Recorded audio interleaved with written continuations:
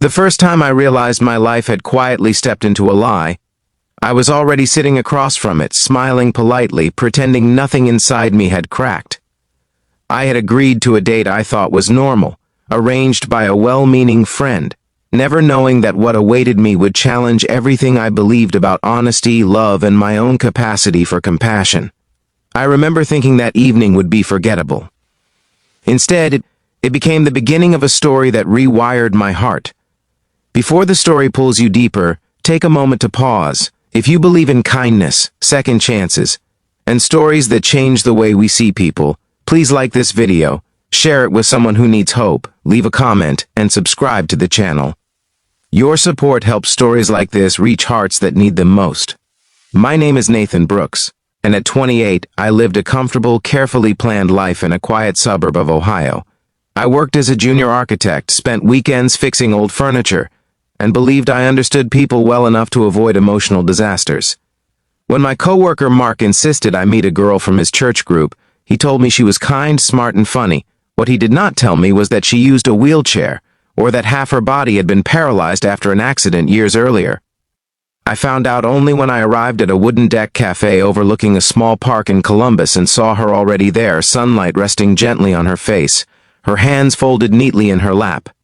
Her name was Hannah Miller. She had warm brown eyes, a soft smile that seemed practiced against disappointment, and a calmness that made me uncomfortable because it exposed how unprepared I was. I felt tricked, not because of her condition, but because I had not been given the chance to decide honestly. That feeling followed me home that night, heavy and bitter, whispering that I had been cornered into doing the right thing instead of choosing it freely. The next few weeks were a blur of polite meetings and quiet resentment. I told myself I was being kind by continuing to see her, but deep down, I knew something uglier was at play. I was staying because leaving would make me look cruel. Hannah never complained, never asked for help unless absolutely necessary. We walked through parks in Cincinnati, shared coffee in Indianapolis during a short work trip of mine, and talked about books, faith, and childhood memories. She laughed easily, but there was a guardedness in her, as if she was always prepared to be abandoned. One evening in her small rented home outside Dayton, surrounded by framed Bible verses and photos from a life before her accident, the truth pressed too hard to ignore. I could feel my patience thinning, my smiles becoming forced.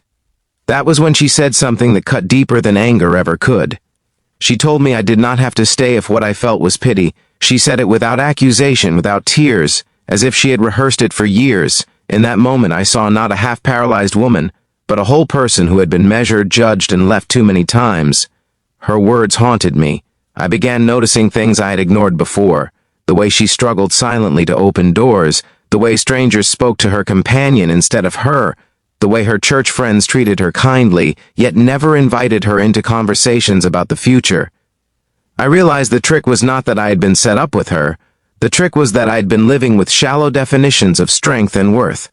Hannah told me about the accident during one of our long afternoons by the river in Kentucky, where she used to hike before a drunk driver ran a red light and shattered her spine. She spoke of months in hospitals, prayers whispered into sterile nights, and the moment she realized her legs would never respond the same way again.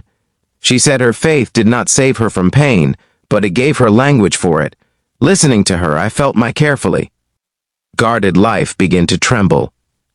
The real challenge came when my parents found out. They lived in Michigan and had always imagined a certain kind of daughter-in-law. They never said it directly, but their concern wrapped itself in questions about my future, finances, and responsibilities. I felt torn between the world that shaped me and the person who was reshaping me. There were nights I lay awake, staring at the ceiling, wondering if love was supposed to feel this terrifying.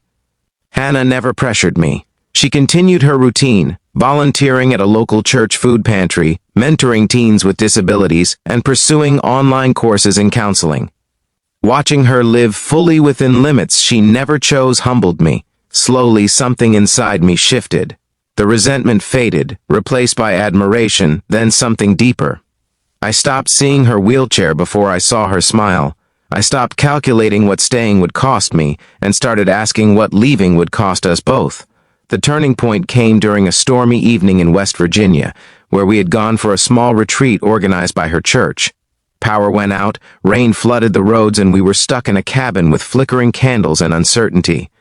That night, as I helped her settle in after a long day, I realized I was no longer performing kindness. I was choosing it, not out of obligation but out of love that had quietly grown roots. Near the end of this story, if it has touched your heart even a little, please engage with this video. Like it, share it, and let us know in the comments that stories like this matter. Your support keeps these voices alive. Months later, standing beside Hannah at a community event in Indiana, watching her speak confidently to a room full of people about dignity and resilience, I understood what the trick really was. I had been tricked into seeing humanity more clearly. I had been tricked into confronting my own fears, and I had been tricked into loving someone not in spite of her brokenness, but alongside it. Before this story ends, I have one special request. Please comment below and share what this story made you feel. Your words may help someone else feel less alone. Hannah once believed love would always come with conditions she could never meet. I once believed love should fit neatly into plans and expectations. Somewhere between those beliefs, we found something truer. Not a perfect ending, but an honest one. And in that honesty, I found grace I never knew I needed, in a life I never planned to live. Loving a woman who taught me that wholeness is not measured by what works, but by what endures.